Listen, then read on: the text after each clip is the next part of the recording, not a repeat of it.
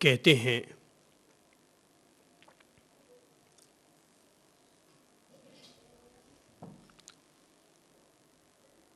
पिता के द्वारा आदिष्ट होने पर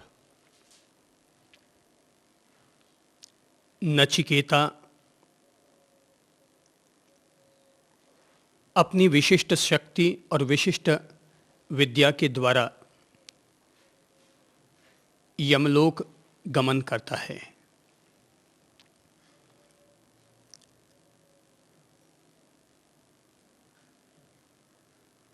नचिकेता के द्वारा यमलोक की यात्रा करना आज की तारीख में एक चर्चा का विषय हो सकता है, लेकिन प्राचीन काल में ऋषि मुनियों को, उनके संतानों को, उनके शिष्यों को ऐसी विद्याएं आत्मसात होती थीं कि जिनके जरिए वे गगन विहार भी किया करते, अपने साधारण शरीर का त्याग करके अपने सूक्ष्म शरीर के द्वारा किसी अन्य लोक या अन्य क्षेत्र की ओर गमन कर जाया करते थे। गुरु कृपा से, पितृ कृपा से, मातृ कृपा से व्यक्ति को ये सिद्धियां उपलब्ध हुआ करती थी। ऐसे अनेक प्रसंग मिलते हैं जिनमें इस बात को स्पष्ट किया गया है कि जैसे भगवान श्री महावीर के शिष्य गणधर गौतम सूर्य किरणों का सहारा लेकर के और अष्टापद अर्थात कैलाश पर्वत की ओर गए थे, तो इसी तरह से अर्जुन देवलोक में विशिष्ट विद्याओं की साधना के लिए गए थे। तो जिस तरह से उन लोगों को इस तरह की सिद्धियां उपलब्ध थीं, तो इसी तरह की सिद्धि नचिकेता को भी उपलब्ध रही होगी, तभी नचिकेता सशरीर यमलोक तक पहुंच पाए होंगे। नहीं तो प्रश्न यह उठेगा कि अगर पिता ने यह आदेश दे दिया कि मैं तुम्हें मृत्यु को सौंपता हूं, और नचिकेता पिता का आदेश पाकर के यमलोक की ओर गमन करेगा, पर करेगा कैसे? या तो वह आत्मदाह करे या वह आत्महत्या करे।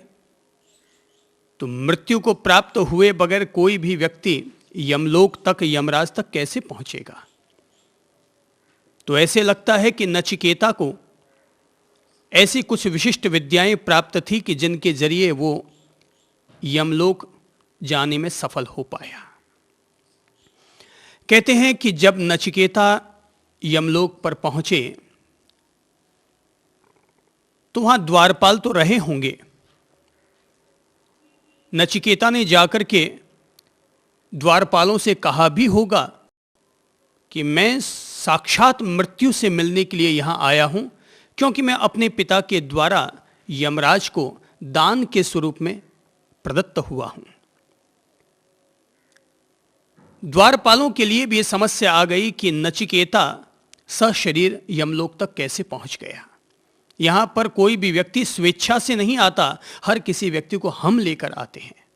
यमदूत पहुंचते हैं, मृत्युदेव पहुंचते हैं और प्राणी मात्र का हरण करके, प्राणों का हरण करके वे यमलोक तक पहुंचा करते हैं। यह व्यक्ति सशरीर कैसे आ गया, जीवित अवस्था में कैसे आ गया? निश्चित तौर पर यदि यमदूत लेने के लिए आते हैं तब तो व्यक्ति मजबूरी में जाया करता है, लेकिन जब कोई व्यक्ति स्वेच्छा से वहां तक पहुंचता है तो उसे लेने के लिए यमदूतों को आने की जरूरत नहीं पड़ती। यमदूत मनुष्य की मजबूरी का नाम है और स्वेच्छा से वहां पहुंचना यह व्यक्ति की सिद्धि का परिणाम है।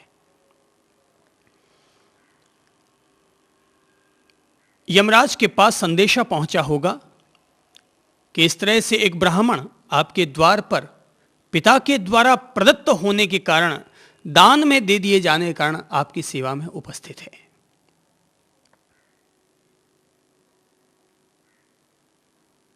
यदि स्वयं यमराज तक ये संदेशा पहुंचता तो यमराज स्वयं इस बारे में चिंतन मनन करते, आश्चर्यचकित भी होते कि मैं दुनिया को दान देता हूं या कोई मुझे दान देता है।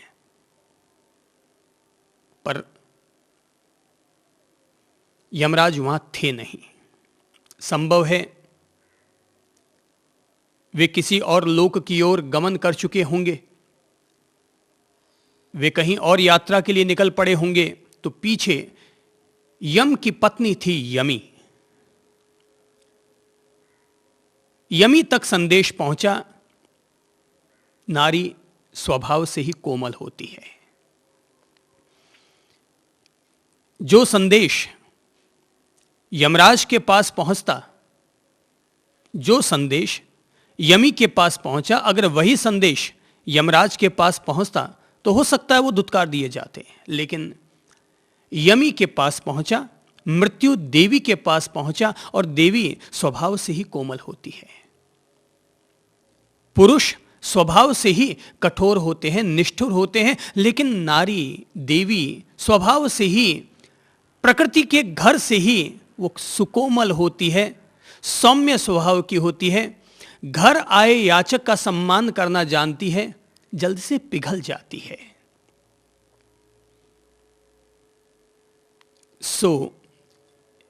यमी ने अरदास किया कि आप ब्राह्मण देवता को अंदर ले आइए, वो विराजें, यहां हमारी अतिथिशाला में वे विश्राम करें।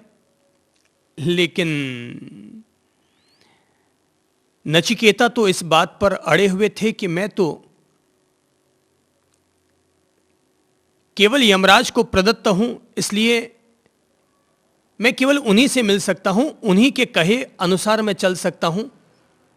मैं तो यहीं पर ही खड़ा रहूंगा तब तक जब तक कि यमराज स्वयं नहीं आ जाते। हो सकता है यमी ने आतिथ्य सत्कार के भाव से फल फूल भी भेजे होंगे, लेकिन नचिकेता ने स्वीकार न किया। नचिकेता ने मौन व्रत ले लिया, उपवास व्रत धारण कर लिया, पांव पर खड़े हो गए। द्वार के बाहर ही एक ब्राह्मण भूखा प्यासा द्वार पर खड़ा रहे, ये किसी भी व्यक्ति के लिए शोभनीय बात नहीं होती। जब अपन सामान्य इंसानों के लिए भी ये बात शोभनीय नहीं होती कि एक सिद्ध विद्वान व्यक्ति, एक ब्राह्मण व्यक्ति और हमारे घर के बाहर भूखा प्यासा पड़ा रहे, ये गरिमा की बात नहीं हुई। तो जो लोग विशिष्ट ज्ञानी हैं, देवलोक के स्वामी बने हुए हैं, वे भला इस बात को कैसे अपने लिए उचित ठहरा सकते हैं? तो जब यमराज 3 दिन के बाद लौटकर आए तो यमी ने सबसे पहले उनसे क्षेम कुशल भी नहीं पूछी। देव आप कैसे हैं, कैसी आपकी यात्रा रही, कुछ भी न पूछा, क्योंकि उसको अपने पति की चिंता नहीं थी। उसे चिंता केवल इस बात की थी कि 3 दिन से एक ब्राह्मण भूखा प्यासा हमारे घर के बाहर खड़ा है। उसे लग रहा था कि हम पर पाप चढ़ रहा है। तो सबसे पहले पति के क्षेम कुशल पूछने की बजाय वो सीधा यही कहने लगी कि भगवान आप पधारे, आपका स्वागत है, लेकिन सबसे बड़ी बात यह है कि आपके घर की दहलीज पर यमलोक के बाहर एक ब्राह्मण खड़ा है, सशरीर आया है। कहते हैं कि वह पिता के द्वारा आपको दान में दिया गया है। मेरी ये सब बात समझ में नहीं आई, पर मैं नहीं चाहती कि एक ब्राह्मण 3 दिन से भूखा प्यासा आपके दर्शन के लिए यूं आतुर रहे। आपका अब कर्तव्य बनता है और आप सबसे पहले उसी के पास जाएं। तब कठोपनिषद में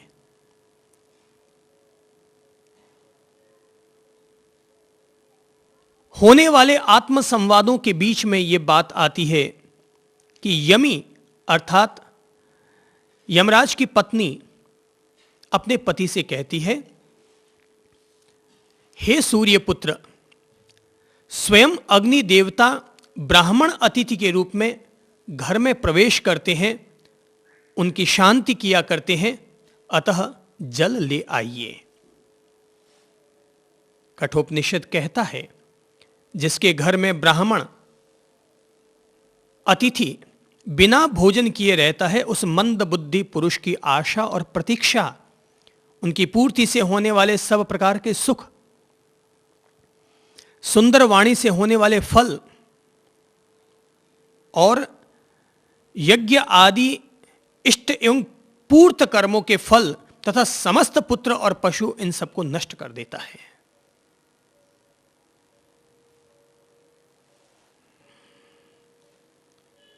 कहते हैं कि यमी ने अपने पति, जिनको हम लोग अपनी भाषा में यमराज कहते हैं, काल कहते हैं, मृत्यु कहते हैं, जिसका नाम सुनने मात्र से अपन लोग सब डर जाया करते हैं। कहते हैं वो काले भैंसे पर सवार होकर के आते हैं, उनकी कोई छाया देख ले तो भी पेशाब निकल जाए। तो भले ही दुनिया में कोई भी व्यक्ति क्यों ना हो कि जिसका नाम सुनने मात्र से लोग कांप जाते हों, लेकिन बड़े से बड़ा व्यक्ति भी अपनी पत्नी के आगे तो विनम्र होता ही है। मैंने सुना है कि हिटलर इस दुनिया का सबसे बड़ा आतताई या विश्व योद्धा, जो भी हम उन्हें नाम देना चाहें, यानी कि जिस हिटलर के नाम से दुनिया कांपती थी, हिलती थी, वही हिटलर जब अपनी पत्नी के पास जाता तो पत्नी के सामने उसको कांपना पड़ता।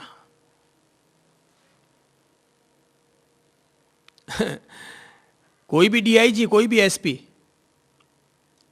सड़क पर चले तो हंटर चलाता हुआ बात करेगा, पर घर जाएगा तो अपनी पत्नी के आगे उसे भी झुकना पड़ेगा। तो भले ही यमराज कि जिनके नाम से दुनिया कांपती क्यों ना हो, पृथ्वी ग्रह के लोग, यहां की जीवात्माएं हिल क्यों ना जाती हों, लेकिन जब पत्नी यमी ने कह दिया तो फिर बात को तवज्जो देनी पड़ेगी। और उसने भी कोई ऐसे वैसे नहीं किया, वरन अपने पति को पूरा सम्मान देते हुए कि हे सूर्यपुत्र, ये नहीं कहा हे मृत्यु, हे काल, हे सूर्यपुत्र, अर्थात यमराज सूर्य की संतान है। तो जब भी कोई भी पत्नी अपने पति को संबोधित करे तो पति को अपने प्रति अभिभूत करने का पहला तरीका ही यही होता है कि वह अपने पति के सामने हमेशा सम्मानपूर्ण भाषा का उपयोग करे। आजकल एक प्रथा चल पड़ी है कि नारी जगत में पति के प्रति तुम शब्द का इस्तेमाल होने लग गया है। मेरी समझ से ये नारी जाति के द्वारा होने वाली गलती, पर क्या आप जानते हैं कि इसकी शुरुआत कहां से हुई? स्वयं पुरुषों के द्वारा। जब से पुरुषों ने अपने पत्नी को तुम कहने की आदत डाली है, धीरे धीरे पत्नी की भी ये हिम्मत खुलती चली गई, हौसला खुलता चला गया। उसने भी अपने पति को वापस तुम कहना शुरू कर दिया। हिम्मत खुल ही गई, और जब एक बार हिम्मत खुल गई, एक बार आंख की शर्म उतर गई, फिर तो क्या हम और क्या तुम।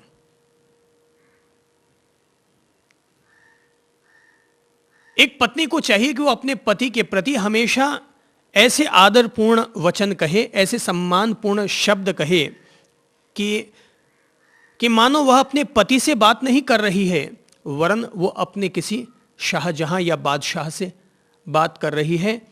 अर्थात एक पत्नी का दायित्व होता है कि वो अपने पति को इतना सम्मान दे, इतना प्यार दे कि पति को भी अपनी पत्नी में नूर जहां नजर आने लगे।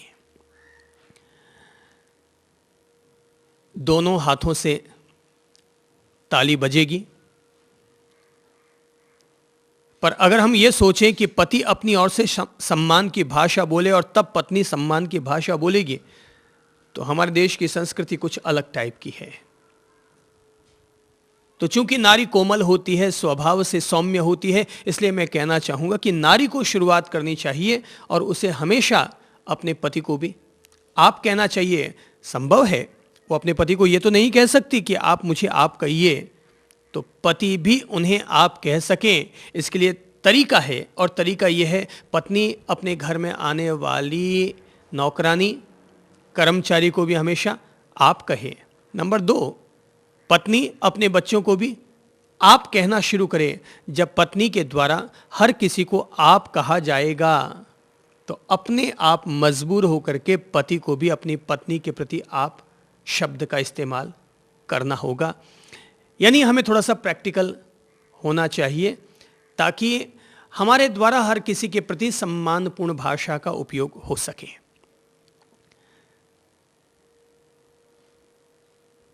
भले ही पति खोटा सिक्का भी क्यों ना हो, पर पत्नी अगर पति को कहेगी खोटा सिक्का तो पति इसे बर्दाश्त नहीं कर पाएगा, क्योंकि अपन जो पुरुष लोग होते हैं उनकी सबसे बड़ी कमी है और वो है पुरुष लोगों में रहने वाला ईगो, अहम भाव। कहते हैं कि पुरुष सब कुछ बर्दाश्त कर सकता है पर अपने ईगो को लगने वाली ठेस को बर्दाश्त नहीं कर सकता। माना कि एक पति अपनी पत्नी को बहुत प्यार करता है, इतना प्यार करता है कि एक पुरुष पत्नी के पीछे माँ बाप से भी जुदा होना स्वीकार कर लेता है, लेकिन वही पुरुष पत्नी के द्वारा अपनी उपेक्षा बर्दाश्त नहीं कर पाता। यानी कि एक नारी की चतुराई इसी में है कि वो अपने पति के ईगो को किस तरीके से संतुष्ट कर सके, इसी में ही उसकी बुद्धिमानी और चतुराई छिपी हुई है।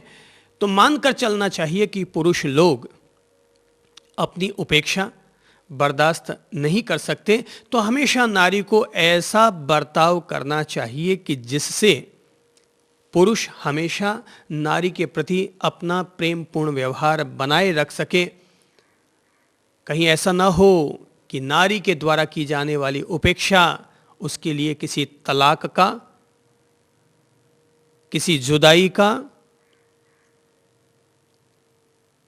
किसी बीच में दीवार को बना देने का निमित्त न बन जाए। मैंने सुना है कि नारी बड़ी चतुर होती है, बहुत होशियार होती है, किसको कैसे बनाना यह नारी को खूब आता है। लेकिन नारी दुनिया को बना सकती होगी पर कई दफा अपने पति को भी सही ढंग से बना नहीं पाती, और परिणाम ये निकलता है कि नारी और नर, पति और पत्नी दोनों के बीच में एक दीवार खड़ी हो जाती है। मेरी समझ से एक नारी को चाहिए कि वो पति और पत्नी के बीच में कुछ इस तरह का व्यवहार करे कि जिससे पति भी उस पर संतुष्ट हो, उसके सास ससुर भी उस पर संतुष्ट हो, ननंद भाभी जेठ जेठानी भी उस पर गौरव कर सके। उसे इस तरीके से अपना व्यवहार करना चाहिए। अगर नारी किसी घर में आई और घर को उसने तुड़वा दिया तो लोग समझते उसने चतुराई की, मेरी समझ से उसने मूर्खता की। घर को तोड़ने से उसे आजादी तो मिल जाएगी, लेकिन संपूर्ण घर का स्वामित्व, संपूर्ण घर का प्यार, संपूर्ण परिवार और कुटुंब का गौरव उसे हासिल ना हो पाएगा।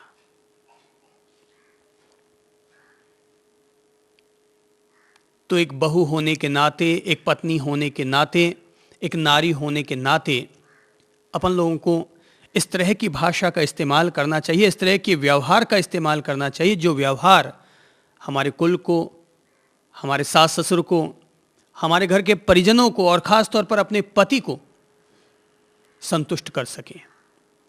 नारी अगर अपने पति के प्रति अगर नाराज़गी जताती रहेगी, संदेह शक सुबह अगर करती रहेगी, तो परिणाम ये निकलेगा कि नारी और नर दोनों के बीच में एक तकरार खड़ी हो जाएगी और दोनों आपस में टूटेंगे। पति पर भरोसा उसे रखना चाहिए। ये बात मैं इसलिए कह रहा हूं ताकि पति की अपनी कुछ जो झंझटें होंगी, व्यापारिक उसकी कुछ मजबूरियां होंगी, वो अपनी मजबूरियों से परेशान है और तुम भी अगर उसे अपने और से परेशान करना शुरू कर दोगे तो परिणाम ये निकल कर आएगा कि वो पहले से परेशान है, अपना सुख सुकून पाने के लिए तुम्हारे पास आया और तुम्हारी गोद ने भी अगर उसे वही उपेक्षा दे डाली तो परिणाम ये निकलेगा कि वो बोलेगा अब मुझे कहीं और जाना चाहिए, न वहाँ शांति और न यहाँ शांति। तो पर जब आदमी को इधर उधर दोनों तरफ शांति नहीं मिलती तो आदमी क्या करेगा? कहीं और जाना चाहेगा, कुछ और सोचना चाहेगा, कुछ और करना चाहेगा। चूंकि यमी भले ही वो मृत्युदेव की युवराज्ञी हो, मृत्युदेव की महारानी हो, पटरानी हो वहां की, लेकिन चतुर है और वो अपने पति को सम्मान देना जानती है। इसीलिए पति भी अपनी पत्नी यमी के हर संकेत को ध्यानपूर्वक सुनता है। वो जब पृथ्वीलोक पर आता है तो चाहे जिस जीव को कि आयुष्य खत्म हुआ उठा के ले जाता है, पता भी नहीं चल पाता ले जाता है, पर अपनी पत्नी के पास जाता है। पत्नी उसके सुख दुख का ख्याल रखती है। तो पत्नी ने कहा, हे प्रभु, हे सूर्य पुत्र। तो भले ही यमराज काले कलूटे होंगे, भैंसे पर चढ़ते होंगे, उनका वाहन भी कोई सुंदर नहीं होता होगा। दुनिया के सारे जानवरों में गधा एक दफा चल जाएगा, वो फिर भी थोड़ा सा गोरा होता है भैंस की बजाय। भैंस की बजाय तो गधा सुंदर होता होगा। तो दुनिया में ये 2-3 उपमाएं आती है। बोले किसी को गधे पर चढ़ाना, काला मुंह कर देना, मुंह पोत देना, विरोध करने के तरीके वे काली पट्टी भुजाओं पर हाथ पर लगा देना, काले भैंसे पर चढ़ा देना। तो ये सब प्रतीक हुए किसी को भी थोड़ा सा हल्का दिखाने के लिए। तो यमराज को ये सारी दुनिया अच्छी नजरों से नहीं देखती, क्योंकि ये इंसान के हाथों से उसका जीवन लेकर के चला जाया करता है। इसलिए ये काले भैंसे पर चढ़ करके आता है, दूर से खुद भी काला। हो सकता है मेरी बात को वो यमराज सुन भी रहे हो, उनको थोड़ा बुरा भी लग रहा हो कि ये चंद्रप्रभ पता नहीं मुझे क्या क्या बोल रहा है। तो अगर उनको बुरा लग रहा हो यमराज जी को, तो मैं कह दूंगा भाई हाथी भी काला होता है, इसलिए इतना बुरा मत मानो यमराज जी, आप खुश रहो। थोड़े दिन हम पृथ्वीवासियों को पृथ्वी पर रहने दो, और हम लोग जो यहाँ पर एक सहयात्री के रूप में आए हैं, थोड़ा सा इस पृथ्वी पर फूल खिलने और खिलाने का आनंद लेने दो। हम तुम्हारे पास आएंगे, हमें तुमसे कोई विरोध नहीं है, मृत्यु से कोई विरोध नहीं है, क्योंकि मृत्यु हमारे जीवन का मित्र है, मृत्यु हमारी सहेली है, मृत्यु हमारे जीवन का उपसंहार है। बगैर मृत्यु के हमारा वही हाल है जैसे कि बगैर उपसंहार के किसी नाटक का हाल हुआ करता है। इसलिए मृत्यु से कोई डर नहीं है, मृत्यु हमारी सहेली है। यमी ने सम्मान देते हुए अपने पति यमराज से कहा, हे सूर्यपुत्र, स्वयं अग्नि देवता ब्राह्मण अतिथि के रूप में घर में प्रवेश करते हैं।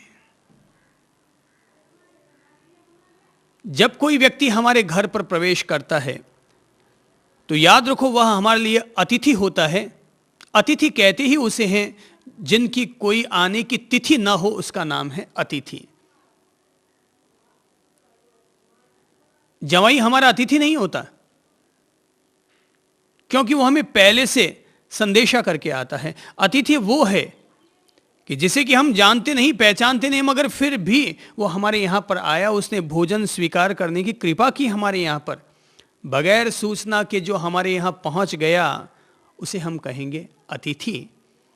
कि हम खाना खाने बैठे और अचानक घर पर एक मेहमान आया और हमने अपने हिस्से की 2 रोटी उसकी थाली में परोस दी, ये कहलाएगा आतिथ्य सत्कार, कि हमने अपना स्वार्थ त्याग कर दिया उनके लिए।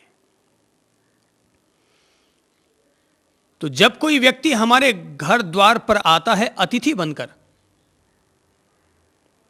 तो याद रखो घर आया मेहमान भगवान के बराबर होता है और घर का हर सदस्य मेहमान के समान होता है। अतिथि को अपना भगवान समझो और घर के सदस्यों को अपना मेहमान समझो, ताकि हमारे द्वारा न तो अतिथि के प्रति किसी तरह की चूक हो और न घर के किसी सदस्य के प्रति हमारे द्वारा कोई चूक हो। अमूमन होता ऐसा ही है कि घर में शादी होती है तो अपन गांव को पूरा न्योता दे के आ जाते हैं, आमंत्रण पत्रिकाएं ढेर सारी भेज के आ जाते हैं, पर अपने सगे भाई, भाई की पत्नी, भतीजा, उनको कहते नहीं। बोले वो तो उनको क्या कहना, वो तो हमारे घर के सदस्य हैं। पर एंड टाइम पर ऐसा होता है कि वो जब पहुंचते नहीं है तो पता चलता है वो क्यों नहीं आए, तो लगता है तबीयत खराब हुई होगी, तबीयत खराब हो गई होगी इसलिए नहीं आए होंगे। 2-4 दिन बाद पता चलता है क्या बात है भैया तुम आए नहीं, तबीयत खराब हो गई थी क्या? बोले नहीं नहीं तबीयत तो ठीक थी पर ऐसे नहीं आया। बोले क्यों क्या हुआ? बोले आया क्या, तुमने मुझे याद ही नहीं किया। अरे यार तुम तो मेरे भाई हो, तुम्हें क्या पत्रिका देनी है? भाई यहीं पर चूक हो जाती है अपन लोगों से कि अपन लोग दुनिया भर को न्योता दे देते हैं और घर वालों को भूल जाते हैं। सचेतनता पूर्वक जीने वाला व्यक्ति, सावचेती पूर्वक जीने वाला व्यक्ति, सावधानी पूर्वक जीने वाला व्यक्ति इस बात का बोध और विवेक रखे कि वो जिस तरह से घर आए मेहमान को उसके आतिथ्य सत्कार में किसी तरह की कमी रखना पसंद नहीं करता, ऐसे ही घर के भी किसी सदस्य की मान मनुहार में भी कोई तरह की कमी ना रखे। यह परिवार की खुशहाली का एक राज है। एक दूसरे के साथ तालमेल और संतुलन बनाने का यह एक तरीका है कि हम घर वालों की भी उपेक्षा न कर बैठें, उनको भी वक्त दे, उनको भी सम्मान दे, उनकी भी सुविधा और व्यवस्थाओं का ख्याल रखें। हम अगर खुद खाएं पिएं तो उनको भी देने की कोशिश करें। तो भाई प्रेम ऐसे ही बढ़ता है, घर में सुख शांति ऐसे ही बढ़ती है। अगर मान लीजिए कि आप एप्पल खा रहे हैं तो आप खाइए प्रेम से, लेकिन एप्पल के 2 पीस आप अपनी बहुरानी को देना मत भूलिए। हालांकि सुधार कर वही लाई है आपके लिए, और अंदर एप्पल इतनी पड़ी है कि वो खुद उठा के खा सकती है। उसके खुद का उठा के खाना अलग बात है और आपका अपने हाथों से देना अलग बात है। अपने हाथों से उठाकर खाया ये उसकी स्वेच्छा है, पर आपने अपने हाथों से दिया ये आपका प्यार है, ये आपकी ओर से अपने हिस्से को उसे देना हुआ। और इसी तरह से अगर आप छोटे हैं और अगर आपको चॉकलेट भी खानी है, मान लीजिए आपको एक मिल्क डेरी, क्या बोलते हैं, डेरी मिल्क है या किटकैट 5 स्टार, कोई भी आपको चॉकलेट खानी है और आप बच्चे आप खाएंगे ही, पर आप खाएं अकेले ना खाएं, अपने खाने से पहले घर में जो दादाजी हैं, पापा जी हैं, मम्मी जी हैं, जरा पूछ ही लीजिए ना, दादा आप भी खाएंगे थोड़ा सा? नहीं नहीं बेटा ये तो बच्चों का काम है, तुम खाओ। ठीक है, आप उठा के खा लीजिए। खाना महत्वपूर्ण नहीं, लेकिन आपने जो पूछा वो पूछना महत्वपूर्ण हुआ। नहीं तो ऐसा हो सकता है कि आप खा रहे हैं और वो सोच रहे हैं बेटी अकेली अकेली खा गई, हमें पूछा भी नहीं।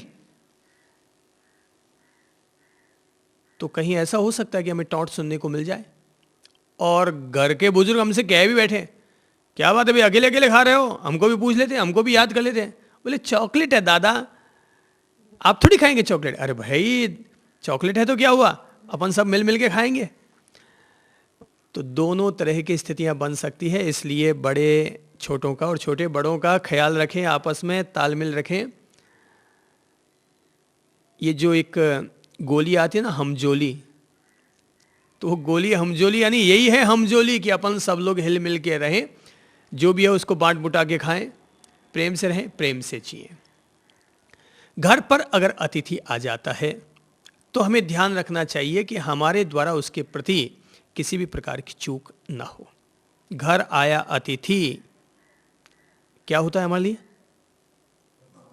भगवान के समान होता है। बिल्कुल ठीक कहा आपने कि घर आया अतिथि भगवान के समान होता है।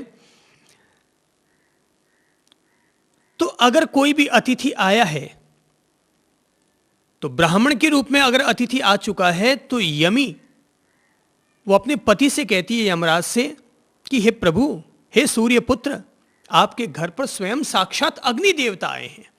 अग्नि देवता क्यों कहा? क्योंकि ब्राह्मण यज्ञ करता है, यज्ञ करता है, मंत्रों का उच्चारण करता है, यज्ञ में अपनी आहुतियां देता है, इसलिए ब्राह्मण को स्वयं को अग्नि का ही अवतार मान लिया जाता है। ब्राह्मण खाने पीने के लिए पैदा नहीं होता, ब्राह्मण भोग और परिभोग करने के लिए, भोग उपभोग करने के लिए जन्म नहीं लेता। ब्राह्मण ब्रह्म तत्व की साधना के लिए जन्म लेता है।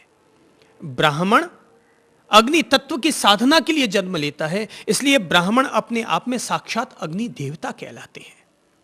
अब जो लोग जन्म के केवल ब्राह्मण हैं, कर्म के ब्राह्मण नहीं हैं, उनकी बात छोड़ दो। मैं भी ब्राह्मण हूं और मैं चाहता हूं आप लोग भी ब्राह्मण बने। यह बात तय है कि मैं जन्म से तो ब्राह्मण नहीं हूं, मैंने जन्म वैश्य कुल में लिया है, लेकिन मैं ब्राह्मणत्व की साधना करता हूं। संसार में रहकर के भी कमल की पंखुड़ियों की तरह निर्लिप्त और निष्प्रिय रहने का पूरा पूरा बोध रखता हूं। तो इसलिए मेरी समझ से ब्राह्मण होना जीवन का बहुत बड़ा सौभाग्य है। इस समस्त मानव जाति में किसी भी व्यक्ति या प्राणी के द्वारा उसका ब्राह्मण हो जाना, यह उसके जन्म जन्म की साधना का परिणाम है। यही वजह है कि प्राचीन काल में अगर बड़े बड़े राजा महाराजा भी हुए, सेठ सामंत और साहूकार भी हुए, तब भी वे ब्राह्मणों का बड़ा सम्मान करते थे और ये मानते थे कि ब्राह्मण को अगर हमने 2 पैसे दान दिया और अगर उसने स्वीकार कर लिया तो यह हमारे लिए सौभाग्य की बात होगी। क्योंकि ब्राह्मण दान लेते ही नहीं थे। ऐसा मत समझिएगा कि ब्राह्मण दान लेते हों, वे लेते ही नहीं थे। कई गर्जें और मिन्नतें की जाती, तब कहीं जाकर के ब्राह्मण लोग दान स्वीकार करते थे। यही वजह है कि कहते हैं कि राजा बाली ने महान यज्ञ आयोजित किया। शुक्राचार्य ने उनके यज्ञ करवाने की जवाबदारी अपने कंधे पर ले रखी थी और माना जाता है कि जो भी व्यक्ति उस यज्ञ को कर लेता, उस व्यक्ति को इतनी शक्तियां मिल जाती कि स्वयं परमात्मा के लिए भी उन शक्तियों को जीत पाना असंभव हो जाता। तो दानवों के उस राजा ने यज्ञ आयोजित किया। सारे देवी देवता भगवान के पास पहुंचे और जाकर अनुरोध करने लगे कि भगवान, ये तो अनर्थ हो जाएगा अगर ये यज्ञ पूर्ण हो जाएगा तो आप ही कोई ना कोई समाधान निकाले। तब कहते हैं कि भगवान ये निर्णय करते हैं कि मैं धरती पर अवतार लूंगा, और वे एक वामन के रूप में अवतार लेकर के आते हैं। राजा बाली के पास पहुंचते हैं। एक नाटे कद का बालक, हाथ में कमंडल, सिर पर छाता, गले में यज्ञोपवीत जनेऊ, एक छोटा सा पीत रंग का अंगोछा पहना हुआ, और वो बाली के यज्ञ स्थल पर पहुंचते हैं। उन्हें द्वार पर रोक दिया जाता है क्योंकि अंदर में यज्ञ चल रहा है और शुक्राचार्य का आदेश है कि कोई भी व्यक्ति अंदर ना आ पाए। तो उन्हें रोक दिया जाता है। पर उस जमाने की परंपरा थी कि ब्राह्मण अगर घर के बाहर आकर के खड़ा हो चुका है तो लोग उसे या तो अपने लिए बहुत बड़ी कृपा समझते थे कि आज ब्राह्मण कोई हमारे यहां पर याचना करने के लिए आया है, प्रार्थना करने के लिए आया है, कुछ मांगने के लिए आया है।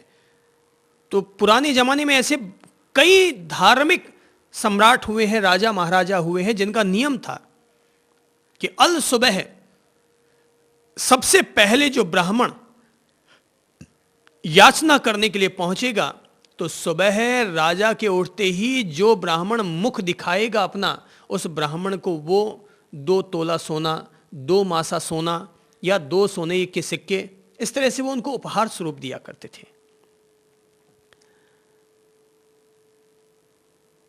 तो वामन अवतार लेकर के वो भी वहां पहुंच गए। राजा बाली तक संदेशा पहुंचाया गया कि इस तरह से एक ब्राह्मण आया है, बालक रूप दिखाई देता है और कहता है कि मुझे राजा से दान लेना है। राजा ने कहा जो उसको चाहिए वो दे दो भाई। बोले कि नहीं, उनकी जिद है कि वो स्वयं राजा बाली से ही दान ग्रहण करेंगे। बोले कि भाई मैं तो यज्ञ में बैठा हुआ हूं और गुरु का आदेश है कि जब तक यज्ञ पूरा ना हो जाए तुम यहां से खड़े नहीं होगे। तो बलि वहां से खड़े नहीं हो पाते हैं। लेकिन दूसरी बार फिर संदेश आता है कि वो वहीं खड़े हैं। तो अब उनके सामने धर्म संकट खड़ा हो जाता है कि मैं पहले यज्ञ को पूरा करूं या पहले द्वार पर खड़े हुए एक ब्राह्मण अतिथि का सम्मान करूं और जो वो चाहते हैं उनको दूं। आखिर दानवों के राजा होने के बावजूद, दैत्यों के राजा होने के बावजूद वो राजा खड़ा हो जाता है। गुरु काफी मना करते हैं कि तुम्हें यहां से खड़ा नहीं होना चाहिए, तुम्हारा यज्ञ अधूरा हो जाएगा। बोले अधूरा हो चाहे पूरा हो, पर घर की दहलीज पर एक ब्राह्मण मांगने के लिए आया हुआ है, वो खड़ा हुआ रह जाएगा तो इसमें मेरी सारी कीर्ति, मेरा सारा यश, मेरे सारे पुण्य नष्ट हो जाएंगे। राजा पहुंचता है, राजा पहुंचता है और तब वामन रूप भगवान उनके आने पर उनका अभिनंदन करते हैं, क्योंकि उनको विश्वास था कि राजा जरूर आएगा। तो मन ही मन राजा को प्रणाम करते हैं कि तुमने यज्ञ से भी ज्यादा महानता या महत्ता किसे दी? अतिथि को, ब्राह्मण को दान देने को तुमने ज्यादा प्राथमिकता दी है। कहते हैं राजा उनसे कहता है, बोलो ब्राह्मण तुम क्या मांगने आए हो? तो बोले कि बहुत थोड़ी सी चीज, ज्यादा नहीं, तुम तो पृथ्वी के राजा कहलाते हो, मैं तो तुमसे थोड़ी सी चीज मांगने आया हूं। बोले मांगो, जो चाहे सो मांग लो। बोले मुझे तो केवल 2.5 पांव या 3 पांव जमीन मुझे दान में दे दो। राजा हंसता है, कहता है कि अरे भाई मूर्ख ब्राह्मण, मैंने तो सुना है कि ब्राह्मण लोग बड़े वेदवेत्ता होते हैं, बड़े ज्ञानी होते हैं, तत्ववेत्ता होते हैं, और तुमने केवल 3 पग जमीन मांगी है मुझसे, पृथ्वी के अधिपति से। अरे 3 पग जमीन तो तू जहां इच्छा थी वहीं पर रख देता, ऐसे ही मिल जाती तुझे। और जब तुमने यज्ञ से मुझे उठा करके बुलाया है तो मांग लो ना, इतना मांग लो ताकि तुम्हारे जीवन भर की गरीबी दूर हो जाए। लेकिन नहीं राजन, मुझे तो केवल 3 पग जमीन चाहिए, इससे ज्यादा नहीं चाहिए। बोले दी। बोले ऐसा कहने से देना नहीं होगा, हाथ में जल लो, प्रतिज्ञा धारण करो, संकल्प धारण करो, और उसके बाद मुझे जमीन दान में दो। राजा भी सोचता है यार ये 3 पग जमीन के लिए इस वामन बौने साइज के ब्राह्मण के द्वारा ऐसा आग्रह दुराग्रह करना, हठाग्रह करना, बात कुछ समझ में नहीं। बोले ठीक है, तुम कहते हो तो ये लिया हाथ में जल। तो जैसे ही उन्होंने कमंडल उठाया, हाथ में पानी लेने के लिए कि 2 बूंद भी पानी आ न पाया, उससे पहले ही शुक्राचार्य उपस्थित हो गए। बोले ये तुम क्या कर रहे हो? क्या तुमने हाथ में संकल्प लिया है ये? बोले मैंने 3 पग जमीन दान में देने के लिए हाथ में जल ग्रहण किया है, मन में संकल्प किया है। शुक्राचार्य अपनी दिव्य दृष्टि से देखते हैं और पहचान जाते हैं और कहते हैं मूर्ख, तुम्हें नहीं पता कि जिसको तुम 3 पग जमीन के लिए कह रहे हो, संकल्प ले रहे हो, वो कोई और नहीं, वो स्वयं भगवान का अवतार है, जो कि वामन का रूप धर करके, ब्राह्मण का रूप धर करके, अतिथि का रूप धर करके तुम्हारी यज्ञशाला में आया है और तुमसे तुम्हारा सारा आधिपत्य छीनना चाहता है। इसलिए फेंक दो इस जल को और कह दो कि मैंने अपना वचन वापस लिया। राजन कहते हैं ऐसा नहीं हो सकता आचार्य, ऐसा नहीं हो सकता। हाथ में लिए गए जल को ये राजा ऐसे ही फेंक नहीं सकता। अब तो ये प्रतिज्ञा ले चुका हूं मैं, अब तो मैं इनको 3 पग जमीन दूंगा। गुरु क्रोधित हो जाते हैं, कहते हैं कि अगर तुमने मेरी बात न मानी तो तू श्रीहीन हो जाएगा, लक्ष्मीहीन हो जाएगा। बोले गुरुदेव अब जो होना होगा सो होगा, पर मैं अपने लिए हुए वचन को और घर पर आए हुए ब्राह्मण अतिथि को संतुष्ट किए बगैर मैं अब उनको यहां से जाने नहीं दूंगा। अरे दुनिया भी क्या याद रखेगी कि एक वक्त ऐसा आया कि जब स्वयं भगवान को वामन अवतार लेकर के और राजा से, बाली से 3 पग जमीन मांगनी पड़ी। इस इतिहास के लिए ये राजा अपने इस यज्ञ के गौरव को भी ठुकरा देगा। शुक्राचार्य को क्रोध चढ़ जाता है। राजा अपनी ओर से जल और लेने के लिए जैसे कमंडल टेढ़ा करते हैं कि शुक्राचार्य अपने आप को लुप्त करके और कमंडल की नलकी के भीतर जाकर के बैठ जाते हैं। वामन को लगता है कि यार ये तो फिर गड़बड़ हो गई, पानी आया ही नहीं बाहर। तो अगर पानी हाथ में नहीं आएगा तो संकल्प होगा कैसे पूरा। तो राजा आश्चर्यचकित है, बोले करूं तो क्या करूं। तो वामन को कुछ सूझता है, वामन अवतारी भगवान को कुछ खुराफात सूझती है और सोचते हैं अब इस शुक्राचार्य को कोई ना कोई अक्ल देनी चाहिए।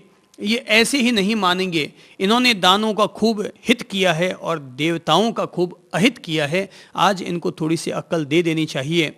सो पास में ही एक तिनका पड़ा था, भगवान वामन ने वो तिनका उठाया और कहा कि इस कमंडल में ये तिनका डालिए ताकि जो भी अगर कोई अवरोध आ गया है तो अवरोध दूर हो जाएगा और पानी हाथ में आ जाएगा। राजा ऐसा ही करता है, तिनका उठाता है, कमंडल की नली में तिनका डालता है और जैसे वो तिनका अंदर डालता है, शुक्राचार्य उस तिनके के आगे ही या उस नलकी के भीतरी हिस्से में ही वो लेटे हुए रहते हैं। वो तिनका सीधा जाकर के उनकी आंख में लगता है। शुक्राचार्य आंख से काने हो जाते हैं, चिल्लाते हुए बाहर निकलते हैं। वातावरण बहुत दूषित हो जाता है और वो अभिशाप देते हुए वहाँ से निकल जाते हैं कि तूने अपने गुरु का अपमान किया, उनकी आज्ञा नहीं मानी, अब तू श्रीहीन हो जाएगा, लक्ष्मी तुम्हारे पास नहीं रहेगी, मैं तुम्हें अभिशाप देता हूँ। जो भी हो, गुरु वहाँ से चले जाते हैं। वामन फिर कहता है, राजन बोलो क्या करना है, तुम्हें ब्राह्मण को दान देना है या अपने गुरु के अभिशाप से बचना है। राजा बाली घर आए ब्राह्मण अतिथि को संतुष्ट करना अपना पहला धर्म समझते हैं और तब हाथ में जल लेते हैं। भगवान वामन जी तब 3 पग में नपाई शुरू करते हैं। तो एक पग में पाताल, एक पग में देवलोक और तीसरे पग में पूरी ज़मीन। तो ज़मीन पर वो आधा पाँव ही रख पाए हैं, उनका आधा पाँव और बचा हुआ है। तब वो कहते हैं, भाई 2.5 पाँव में तो मैंने तीनों लोगों को नाप लिया, अब तुम ही बताओ कि आगे का जो पंजा बचा हुआ है मेरा, उसका मैं क्या करूं, मैं कहाँ रखूं। राजा का अभिमान टूट जाता है। उसे लगता है कि इन्होंने तो 3 पग में सब कुछ मुझसे मांग लिया है, मेरा सब कुछ छीन लिया है, पर मैं फिर भी ब्राह्मण को यहाँ से निराश नहीं लौटने दूंगा। और तब वो झुक जाता है, हाथों को जोड़ता है राजा, एक घुटने के बल बैठे हुए और कहता है, प्रभु लाइए और ये जो पंजा है ये मेरे सिर पर रख दीजिए और मुझे धन्य कीजिए, मैं अपने आप को समर्पित करता हूँ आपको। तब कहते हैं, वापस वामन जी का वो पाँव छोटा होता है, राजा के सिर पर आकर के वो पाँव स्पर्श करता है। कहते हैं तब वामन जी अपने आप को प्रत्यक्ष रूप में प्रकट करते हैं और कहते हैं, धन्य है तुम्हें, तुम ही धरती पर एक ऐसे दिव्य पुरुष साबित हुए हो जिनके सिर पर स्वयं भगवान के चरण स्थापित हुए। तो आज के बाद में तेरा शीश सदा मुझसे जुड़ा हुआ रहेगा। तू अब केवल दानवों का राजा नहीं कहलाएगा, वरन तू 3 लोगों का वो राजा कहलाएगा जो स्वयं श्री भगवान के श्री चरणों में समर्पित रहता हो। कहानी बहुत अच्छी है, बड़ी भी है, लेकिन सार बात केवल इतनी सी है कि घर पर आया हुआ ब्राह्मण संतुष्ट होना चाहिए। तो यमराज ने भी तब अपनी ओर से ब्राह्मण को संतुष्ट करना गरिमापूर्ण समझा, क्योंकि यमी ने कहा था कि हे अग्निपुत्र, हे सूर्यपुत्र, स्वयं अग्नि देवता के रूप में ब्राह्मण हमारे घर पर आए हैं, आप ऐसा कीजिए जिससे हमारे घर में शांति हो। ब्राह्मण अगर अभिशाप दे जाए तो ये गरिमापूर्ण नहीं होता। ब्राह्मणों के अभिशाप से बड़े बड़े अनर्थ हुए हैं, क्योंकि ये ब्राह्मण जिनके लिए मैं कहता हूं उनका अभिशाप काम करता है, ये कोई साधारण ब्राह्मण नहीं होते। ये वो ब्राह्मण होते हैं जो एक तरह से ब्रह्म के ही अंश होते हैं। ये वे ब्राह्मण होते हैं जिनमें ब्रह्म तत्व समाहित रहता है। वो अपनी सांस सांस में ब्रह्म तत्व की उपासना करते रहते हैं। इसलिए ऐसे ब्राह्मणों का होना भी धरती का सौभाग्य है, और ऐसे ब्राह्मणों का घर की दहलीज पर मांगने के लिए आना जन्म जन्मांतर के पुण्य की साधना है। अब आजकल जैसे ब्राह्मण मिलते हैं, अब उनकी बात छोड़ दो, उन पर तो अपन कुछ कहेंगे नहीं, पर जब जब भी अपन में से किसी को भी लगता हो कि ब्रह्म तत्व में लीन रहने वाले ब्राह्मणों के दर्शन हुए हैं, तो उनकी सेवा वैसे ही कीजिएगा जैसे कि आप अपने गुरु की सेवा करते हैं। उनकी सेवा वैसे ही कीजिएगा जैसे कि आप मंदिर में जाकर के प्रभु की सेवा करना चाहते हैं, क्योंकि प्रभु में और उन ब्राह्मणों में कहीं कोई अंतर नहीं होता। वे ब्राह्मण भी अपने आप में एक चलते फिरते मंदिर हुआ करते हैं। वे ब्राह्मण भी अपने आप में एक पवित्र मान सरोवर हुआ करते हैं। वे ब्राह्मण भी अपने आप में पुष्कर सरोवर हुआ करते हैं। उनके पास बैठना गंगा स्नान करने के समान कल्याणकारी हुआ करता है। तो यमी कहती है, प्रभु जाइए और जल लेकर के आ जाइए, ताकि आप वहां जाएं और ब्राह्मण के चरणों का प्रक्षालन करें। घर पर मेहमान आए ना, तो घर पर मेहमान आए तो पुराने जमाने की ये परंपरा थी कि घर पर कोई मेहमान आता है तो गंगा जल से उनके पांवों को धोया जाता है। घर पर आए हुए मेहमान को सम्मान देने का सबसे महान तरीका इस भारतीय संस्कृति में यही रहा है कि गंगा जल से उनके पांवों को धोना। किसी समय मैंने रामायण पढ़ी थी। एक समय रामानंद सागर जी ने रामायण पर धारावाहिक भी बनाया। बहुत अच्छा पवित्र कार्य हुआ वो इस देश का।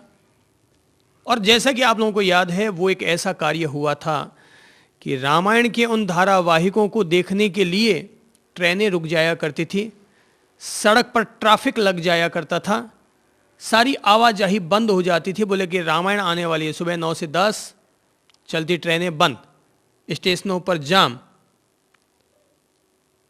तो रामायण पर तो आज भी ये दुनिया श्रद्धा रखती है और लोग उनसे प्रेरणा लेते हैं। इसके पीछे ये मत समझिएगा कि रामानंद सागर ने कोई फिल्म बनाई तो लोगों ने ट्रेनें रोकी थी। राम के प्रति श्रद्धा और आस्था होने के कारण उन्होंने ट्रेनें रोकी। हाँ, ये बात अच्छी है कि प्रस्तुतिकरण इतना महान था कि वो प्रस्तुतिकरण लोगों को लुभा गया। तो मैंने रामायण में पढ़ा और देखा कि राम अपने वनवास काल में जहां जहां भी जिस किसी ऋषि महर्षि के आश्रम में गए, तो आश्रम में जाते ही आश्रम के ऋषि मुनि राम, लक्ष्मण, सीता, हनुमान, जो लोग भी वहां पहुंचते थे, तो मैंने देखा कि गंगा जल, एक तांबे का कलसा, लोटा, उसमें गंगा जल, उस पर 2 पुष्प, और वो घर पर आए हुए अतिथि के चरणों में स्वयं ऋषि मुनि उनके चरणों में प्रक्षालन करते थे। ये एक तरह का जल के द्वारा उनका पूजन हुआ। घर आए अतिथि को अग्नि देवता के रूप में हमने अर्घ्य समर्पित किया। तो राम का सम्मान होता था ये मत समझो कि राम का सम्मान होता था, घर आए ब्राह्मण अतिथि या घर आए अतिथि का सम्मान होता था। राम तब जनेऊ पहन चुके थे, वनवासी का रूप ले चुके थे, तो वो भी एक तरह के संत हो गए थे, तो ऋषि मुनि उनका भी सम्मान करते। और इसी तरह से ऋषि मुनि जब उनके महलों में आए तो राम भी खड़े होकर के उनके लिए गंगा जल से उनका अभिषेक करते, अपने उत्तरीय वस्त्र से, अपनी राम चदरिया से वो उन ऋषि मुनियों के पांव पहुंचते थे, उनको सम्मान देते थे। तो जल के द्वारा घर आए अतिथि का सम्मान करना, पूजन करना, ये आतिथ्य सत्कार का एक सबसे महान तरीका हुआ। आज के ज़माने में अब वो व्यवस्थाएं खत्म हो गई हैं। पहले 50 साल पहले या 30 साल पहले, यानी कि अपन लोग जब छोटे थे ना, तो अपन लोग देखते थे घर के बाहर लोग दीवारों पर लिखते थे अपने मकान के प्रवेश द्वार पर, अतिथि देवो भवः, कि अतिथि देवता के समान है, पधारिए और हमें आतिथ्य सत्कार का लाभ दीजिए। तो पहले लोग लिखते थे अतिथि देवो भवः। धीरे धीरे जमाना बदला, करवटें बदली, और करवट बदलते बदलते फिर क्या आया शब्द, वेलकम। वेलकम, क्योंकि थोड़ा सा इंग्लिश स्टाइल चल पड़ी थी। फिर धीरे धीरे वेलकम कम हुआ, आया फिर स्वागतम, या यूं समझ लो स्वागतम पहले आ गया होगा, वेलकम बाद में आया होगा। कुल मिलाकर के वेलकम और स्वागतम शब्द आए। आजकल क्या शब्द मिलता है? कुत्ते से सावधान। आजकल शब्द मिलता है हर बड़े घर के बाहर, भले अंदर कुत्ता नहीं होगा मगर फिर भी बाहर लिख देंगे कुत्ते से सावधान, एक पट्टी जरूर लगा देंगे।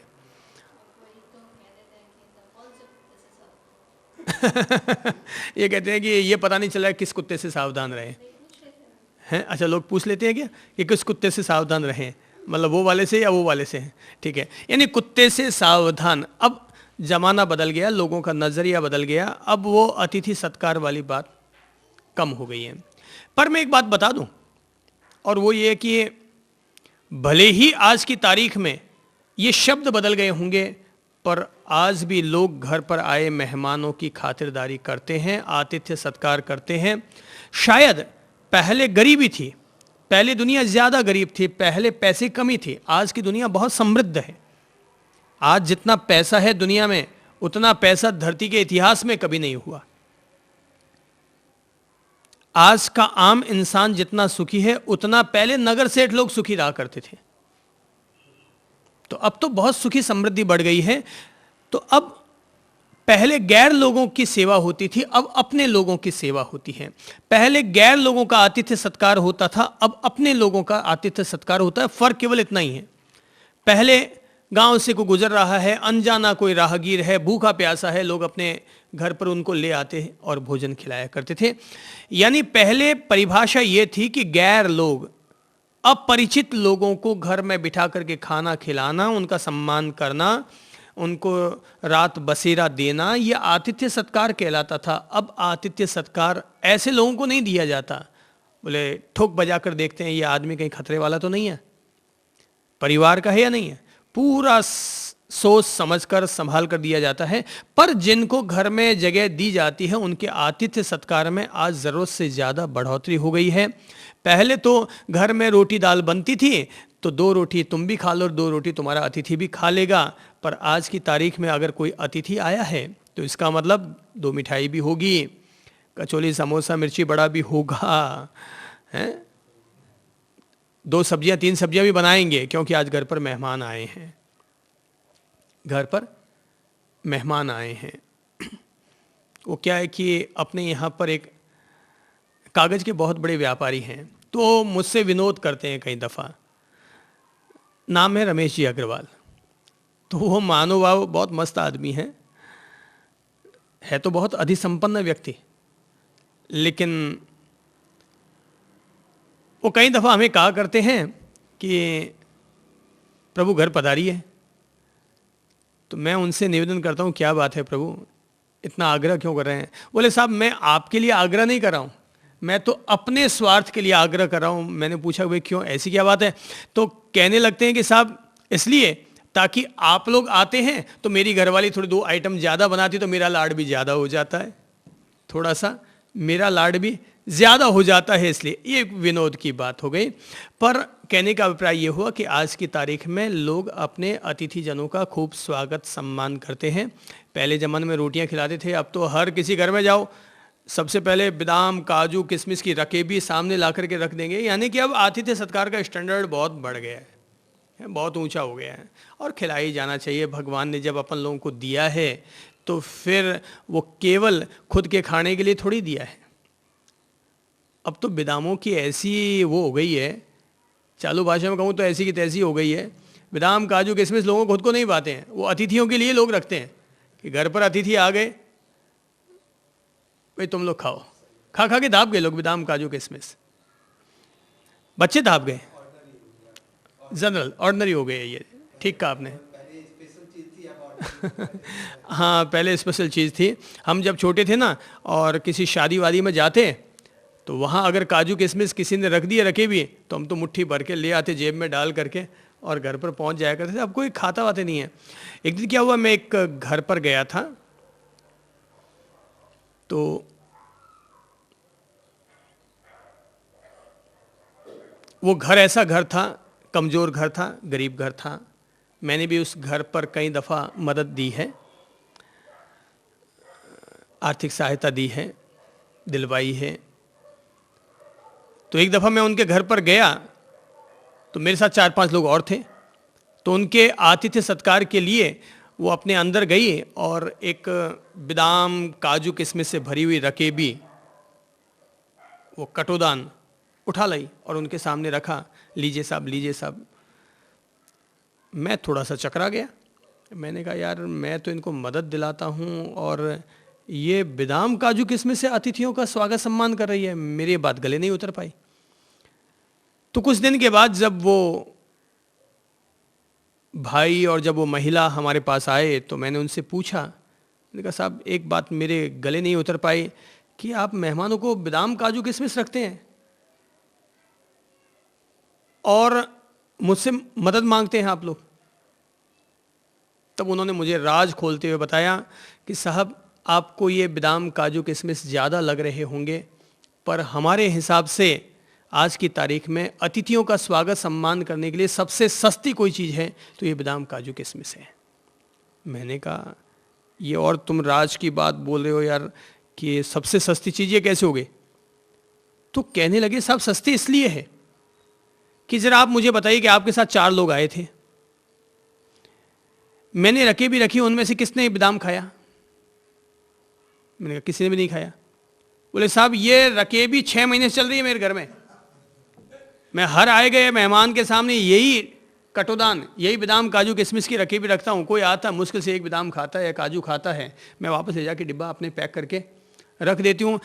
वो कहने लगी जरा आप मुझे बताइए कि अगर मैं और कोई नाश्ता रखती, जैसे कि मैंने एक कप चाय बनाई, तो चाय वो छोड़ के जाता कि पूरा पी के जाता? मैंने कहा वो तो पूरा पी के जाता। बोले साहब चाय बना के पिलाती तो 3 रुपये की चाय लगती, 2 बादाम वो खा के गया, मेरे केवल 50 पैसे का खर्च आया। मुझे बात समझ में आ गई। मैंने कहा ये बादाम काजू किशमिश वाली भक्ति बड़ी ज़ोरदार है। ये भक्ति बड़ी ज़ोरदार है। लोग समझते हैं बादाम सामने रखे गए पर खाना पीना है नहीं, मोटा नाम हो गया, खोटा काम हो गया। कहते हैं कि यमी ने अपने पति यमराज से अनुरोध किया कि जाइए और घर पर मेहमान आए हैं, ब्राह्मण जी पधारे हैं और उनका जाकर के आप जल से ले जाकर के अभिषेक कीजिए, उनको शांत कीजिए, उनको संतुष्ट कीजिए, उन्हें तृप्त कीजिए। यमराज भी थोड़ा सा धौंसबाज आदमी है ना, मृत्यु का देवता है, वो दुनिया के किसी की परवाह नहीं करता। जैसे शनि जी हैं वो किसी की परवाह नहीं करते, महादेव जी भी उनसे जूझते हैं। शनि जी से महादेव जी भी जूझते हैं, विष्णु जी भी उनसे पंगा मोल लेना नहीं चाहते हैं, ब्रह्मा जी भी उनसे हिलते हैं, बोले शनि से कौन पंगा मोल लेवे, ये माथे चढ़ जाएगा, अभी सतयुग कलयुग में बदल जाएगा। तो ऐसे ही यमराज हैं, बोले कौन उनसे पंगा मोल ले। तो दौस में बोले होंगे, आया होगा कोई ब्राह्मण, मुझे क्या करना है, होगा कोई घर पर आ गया तो मैं क्या करूं, धक्का देके वापस बाहर निकाल दो। तो हो सकता है कि इस तरह की कोई भाषा का उपयोग किया होगा यमराज ने, पर यमी ने उतनी ही पोलाइटली के साथ, उतनी ही विनम्रता के साथ वापस अपने पति से कहा कि जिसके घर में, हे प्रभु, हे सूर्यपुत्र, ब्राह्मण अगर अतिथि के रूप में आ जाए और वो कोई भूखा प्यासा खड़ा रहे तो ऐसा करने से आपका गौरव कलंकित हो जाएगा, आपका यश मिट जाएगा, आपके पुण्य कमजोर हो जाएंगे, आपकी सुख शांति बाधित हो जाएगी। इसलिए आपका ये फर्ज होता है कि आप जाएं, कहीं ऐसा ना हो कि ब्राह्मण का आप सम्मान न कर पाएं और ब्राह्मण आप पर रुष्ट हो जाए। ब्राह्मण का रुष्ट होना ब्रह्मा जी का रुष्ट होने के समान है। ब्राह्मण का रुष्ट होना ब्रह्मा जी का रुष्ट होने के समान है। इसलिए आप जाइए और उनका आतिथ्य सत्कार कीजिए। जब यमी ने बात कही, समझाई, तो यमराज को भी बात समझ में आ गई और तब फिर वो वहाँ से रवाना हुए अपने राजमहल में से और यमलोक के द्वार पर आकर वो नचिकेता के सामने उपस्थित हुए। उनके पाँव में जल का अभिषेक किया होगा, अभिनंदन किया होगा, 2 पुष्प चढ़ाए होंगे। तो नचिकेता भी थोड़ा सा खुश हो गया कि मैं जहाँ पर आया हूँ वो कोई ऐरा गैरा नत्थु खैरा स्थान नहीं है, यहाँ के देवी देवता भी मेरा मान करते हैं। और तब वहाँ आकर के उन्होंने अपनी ओर से जो शब्द कहे यमराज ने, देखिए व्यक्ति का ईगो अगर झुक जाए, व्यक्ति अगर विनम्र हो जाए तो उसके किस तरह के भाव होते हैं, उसके किस तरह के शब्द होते हैं। अकड़पन में अलग तरह की भाषा होती है और विनम्रता में अलग तरह की भाषा होती है। इंसान को हमेशा विनम्रता रखनी चाहिए, क्योंकि अकड़पन तो मुर्दे की पहचान है, झुकना तो जीने की पहचान है और अकड़पन तो मुर्दे की पहचान है। झुकता है वही जो जिंदा है, झुकता है वही जो जिंदा है, अकड़ता है वही जो मुर्दा है। तो आदमी झुक करके अपनी ओर से ब्राह्मण का सम्मान कर रहे हैं। याद रखो, ये जो यमराज अपनी ओर से झुक रहे हैं, एक घर पर आए हुए अतिथि का सम्मान करने के लिए हमें प्रेरणा दे रहे हैं। हमें भी अपने घर पर आने वाले हर अतिथि का विनम्रता से स्वागत और सम्मान करना चाहिए। यूँ कहने के बजाय, कौन है रे, किस लिए आया है, क्या ज़रूरत है, कौन है तू, किसको पूछ कर आया, इस तरह की भाषा कहने की बजाय अपन को कहना चाहिए, आइए, पधारिए, आपका स्वागत है, विराजिए, कुर्सी पर बैठिए, आसन पर बैठिए, बोलिए आप क्या लेना पसंद करेंगे, ठंडा पीना पसंद करेंगे, गर्म लेना पसंद करेंगे। आप जिसमें राजी हों, जिसमें आपको अनुकूलता हो, आप वही स्वीकार करें। उन्हें पूरा आदर सत्कार के साथ बैठाएं और जब वो बैठ जाएं तब अपन उनसे पूछें, कहिए श्रीमान, आप किस प्रयोजन से हमारे यहाँ आए हैं, किस कार्य से आए हैं, वो कौन सा हेतु है जो हमारे द्वारा आपका पूरा हो सकता है। तो हमें वापस विनम्रतापूर्वक अपने आप को प्रस्तुत करना चाहिए। तब ऐसी स्थिति में दोनों का एक पारस्परिक संतुलन, एक प्रेमपूर्ण, एक सौहार्दपूर्ण व्यवहार होता है, बर्ताव होता है। और तब वो अपनी ओर से यमराज जो ब्राह्मण देवता का सम्मान करते हुए कहते हैं, देखते हैं ब्राह्मण देवता को वो किस तरह का सम्मान दे पाते हैं और उनके सम्मान में यमराज का ईगो होता है या घर पर आए हुए अतिथि का सम्मान देने का भाव होता है। वे उनके सामने जैसे कि और जीवों के साथ पेश आते हैं उसी तरह से पेश आते हैं, या एक ब्राह्मण को अतिथि मानकर, आतिथेय मानकर, और किस तरह से उनके साथ एक सलीके से, एक सौहार्दपूर्ण भाषा के साथ, मिठास के साथ पेश आते हैं। मुझे लगता है यमराज का जो व्यवहार है वो अपन सब लोगों के लिए प्रेरणादायी बन जाएगा कि घर पर आए हुए अतिथि के साथ वैसा ही व्यवहार करना चाहिए कि जिसमें घर पर आया हुआ अतिथि संतुष्ट हो, प्रसन्न हो और जाते जाते हमें आशीर्वाद देकर के जाए कि भैया तुमने मेरा बहुत स्वागत सम्मान किया, मैं इस योग्य नहीं था मगर फिर भी तुमने मेरी योग्यता से ज़्यादा सम्मान दिया। तेरी क्षमता नहीं थी मगर फिर भी तुमने अपनी क्षमता से ज़्यादा मेरा ख्याल रखा, मैं इसके लिए तुम्हें साधुवाद देता हूँ। तब दिल की दुआएं अपने आप निकलती हैं। संभव है यमराज अपनी ओर से ऐसा व्यवहार कर जाएं कि जो ब्राह्मण के द्वारा उनके लिए आशीर्वाद बन जाए। और ब्रह्मवेत्ता ब्राह्मण अगर किसी को आशीर्वाद दे देते हैं तो ब्राह्मण के वरदान में, याद रखो, भगवान का वरदान समाहित रहता है। ब्राह्मण के वरदान में ब्रह्मा, विष्णु और महेश, महावीर और बुद्ध, सारे तीर्थंकर, अवतार और पैगंबर अपने आप उस वरदान में अनुग्रह के रूप में, कृपा के रूप में अपन सब लोगों को उपलब्ध हो जाया करते हैं।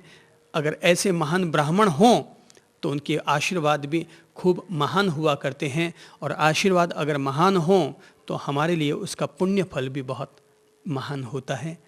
आज अपन इतना ही लेते हैं, शेष चर्चा